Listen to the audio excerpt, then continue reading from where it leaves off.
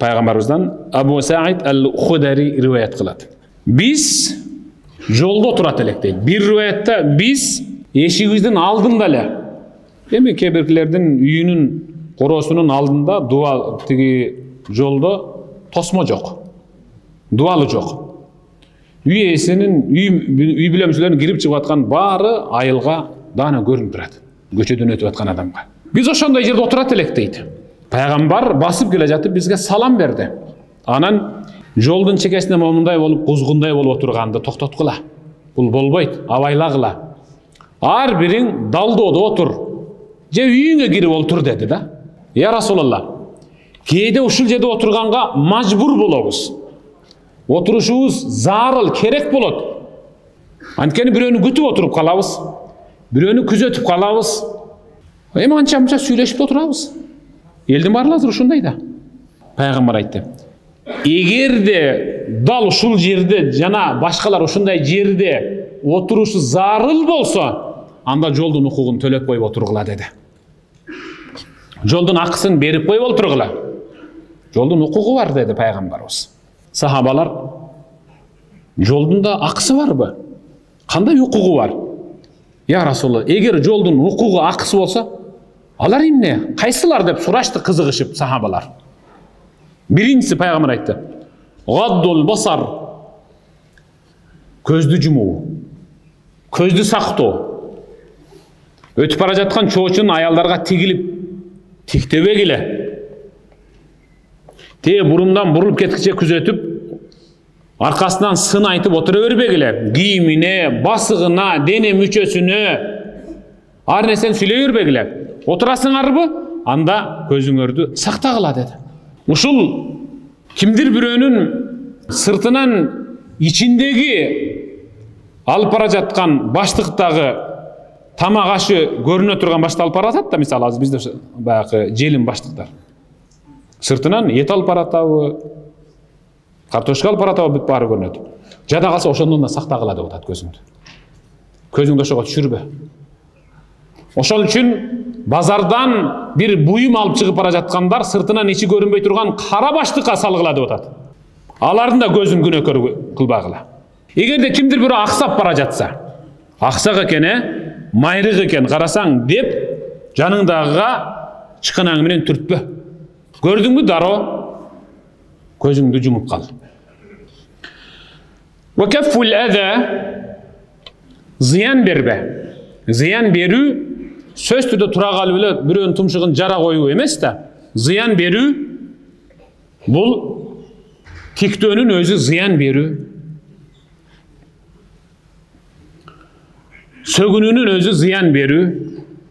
Ошол жерде тамеки чегип отуруп калдыгын таштоо, тамекинин түтүнүн үйлөө, түкүрүнүү, какырынуу, тамекинин кутуясын таштап коюу, эки аяктуу узун кылып сунуп отуруп алуу, ошол жерде баягы семичке пистелерди чагып, калдыгын ошол жерге таштоо, ушул зыян берүү. Ушундай зыян бербей отур деди пайгамбар. Эгер отура турмасаң, анда зыян бербей отур. Биринчиси көзүңдү жум, тиктебе, экинчиси зыян бербе. Үчүнчүсү радду салам. Же салам айт. Өтүп бара жаткандарга. Же алар салам айтса, сөз түрдө алиг алып жообун кайтар. Төртүнчүсү амрун бил ма'руф, жакшы ишке буйруу. Мынеке. Сөзүн токодор жери. Жакшы ишке буйруу. Сиз өзүңүз жолдо турасыз.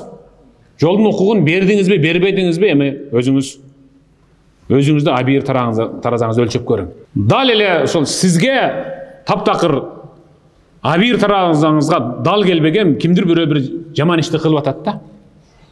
Бизде азыр кандай? Кимдир бирөө бир ишти жасап атса, барып жардам берүүнүн ордуна экөө үчөө болсо дагы тартып калайын ошону бир жүктөп берейинчи. Да айланып тартат. Ушунун өзү зыян берүү болуп эсептелет. Амрун бил ма'руф, жакшы ишке буйруу, бул фарз. Жолдун чекесинде отургандан жакшы ишке буйруш керек. Түкүрүнбө, какырынба, кагылайын, бул көзүнүн карегинде сактала турган менин өлкөм, түнөк, уябыз деп айт. Ванахюн анил мункар, жаман иштен тый. Бирөө-бирөөнү алдап атат, уруп атат, урушуп атат, тилдеп атат. Жана башка. Мына ушул жолдун укугу. Бисмиллах, валхамдулиллах, вассалату вассаламу аля расулиллах. Сол жагымда желим идиштерде куруттун түрлөрү, шербеттин түрлөрү тизилип турат. Башка суусундуктарды жарыялабайт болчумун.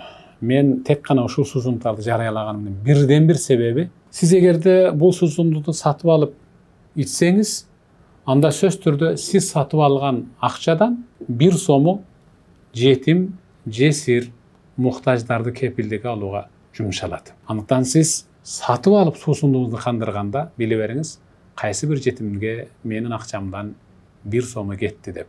Мыкты суусундуктар.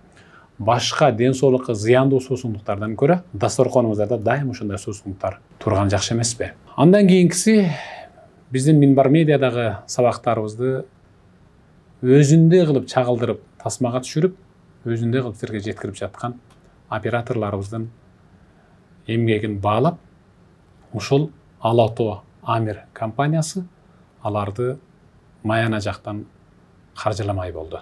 Аллах таалам бул ишкерлердин ишине ийгилик берсин.